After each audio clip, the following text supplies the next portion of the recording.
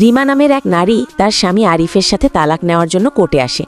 আরিফ মনে করেছিল রিমা হয়তো শেষ মুহূর্তে অনুতপ্ত হবে, কিন্তু অবাক করার বিষয়, রিমা বিন্দুমাত্র দ্বিধা না করে তালাকের জন্য সম্মতি দিয়ে দেয়। তার এই দৃঢ় সিদ্ধান্ত দেখে আরিফ হতবাক হয়ে যায়।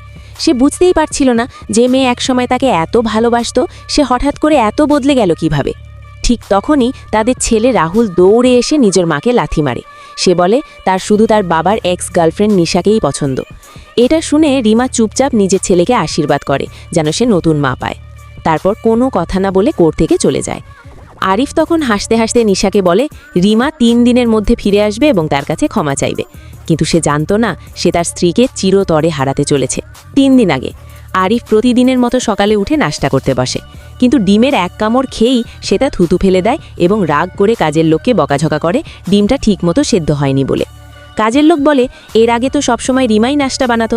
তখনই আরিফ বুঝতে পারে রিমা আর বাড়িতে নেই। এদিকে রাহুলও ঘুম থেকে উঠে নাস্তা করতে আসে। স্যান্ডউইচ খেয়ে সেও মুখ থেকে ফেলে দেয়, বলে আগের মতো স্বাদ নেই কেন। কাজের লোক আবারও বলে আগে তো রিমাই ভোর ছোটায় উঠে সব বানাতো।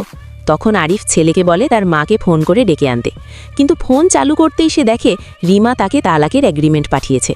রাগে ফুসফুসে উঠে আরিফ সোজা হাসপাতালে যায় যেখানে রিমা কাজ করে। সে রিমাকে জিজ্ঞেস করে কেন সে তালাক চাইছে। রিমা শান্তভাবে বলে এর কারণ একটা ছবি। আগের দিন হাসপাতালে কাজ করার সময় সে দেখে আরিফ আর রাহুল নিশার সাথে এসেছে। তখন রাহুল বলে সে তাদের 3 জনের একটা ছবি তুলে বাড়িতে লাগাতে চায়। নিশা বলে এতে রিমা রাগ করতে পারে। তখন আরিফ বলে সে বাড়ির বিয়ের ছবিটা খুলে ফেলে ওই নতুন ছবি লাগাবে। এরপর রাহুল বলে সে তার মাকে ঘৃণা করে, সে চায় নিশাই তার মা হোক। দরজার বাইরে দাঁড়িয়ে এসব কথা শুনে রিমা ভেতরে দৌড়ে যায়। তার চোখে তখন গভীর কষ্ট আর রাগ। সেই মুহূর্তেই সে সিদ্ধান্ত নেয় এই সম্পর্ক আর টিকিয়ে রাখার কোনো মানে নেই।